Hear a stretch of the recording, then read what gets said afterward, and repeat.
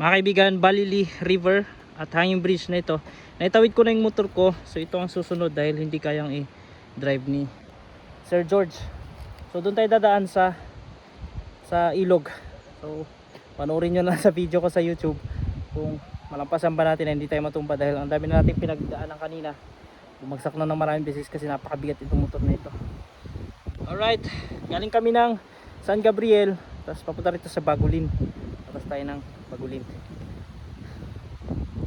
Tsaka pala, yung kalsada rito, nalinisan na nila. Hindi kagaya nung unang daan natin, nung papunta tayo ng Kapangan, galing tayo dito sa Bagulin. Na talagang motor lang ang pwede. Ngayon pwede ng 4x4. So, good. Tapos, ito pala, meron na silang nakaambang project dito na gagawan talaga to ng tulay. So, nakakatuwa para sa mga taga rito sa Bagulin, Kapangan, San Gabriel at sa iba pa, kalapit pa ng mga bayan.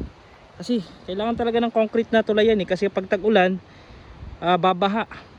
Tapos mawash out yung kalsada, hindi na sila makakadaan yung mga 4x4. Kasi may mga barangay pa po dito, papuntang Tsuangan, papuntang Sagubo, tapos Cardis. Pwede kasi dito. Alright, see you.